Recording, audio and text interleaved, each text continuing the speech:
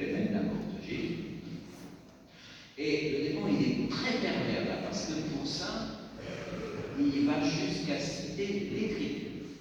Le démon, il connaît l'Écriture sainte. Ici, les psaumes, des jolis psaumes, hein. Si tu te jettes, c'est pas grave, il donnera pour toi à ses anges l'ordre de te garder. Ils te porteront sur leurs mains de peur que ton pied ne heurte une pierre. Comme si l'Écriture, elle voulait dire, c'est pas grave, tu peux faire n'importe quoi. Tu peux rouler la leçon sur le taureau, c'est pas grave. Non, bien sûr que non. Donc il faut se méfier. Même les gens qui peuvent parfois citer l'Écriture, ils sont des tentateurs. Hein. Les gourous connaissent très bien les Écritures. Regarde, vous connaissez bien l'Écriture, sauf qu'ils ne connaissent pas l'esprit de l'Écriture. Le psaume, il le cite à contre-emploi. Il lui fait dire à peu près le contraire. C'est un psaume de confiance, et là, ça devient un psaume de défiance. Je vais voir si Dieu est là, je vais balancer Dieu. Ah oui. Donc, le démon, il faut se méfier, il est très fort. Mais Jésus est plus fort. Il a déjoué le démon en citant aussi l'Écriture.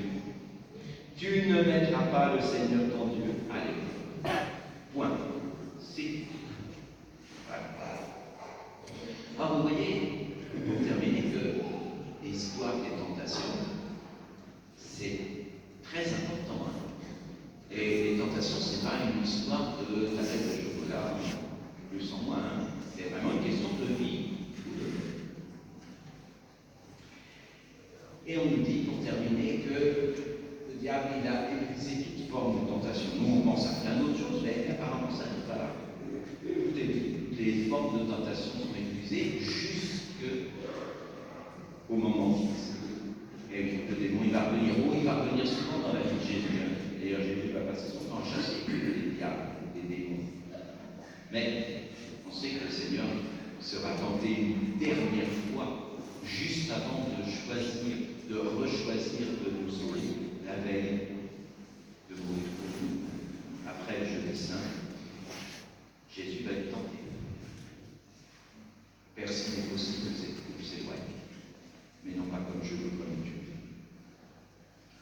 Donc ces tentations, elles nous préparent à Pâques. Le carême, ça ne nous prépare à Pâques. Ça ne sert à rien le carême si ce n'est pas pour nous préparer à être baptisés, à être plus disciples, à être plus chrétiens. On va s'arrêter là. Je vais vous inviter quelques instants à faire un peu de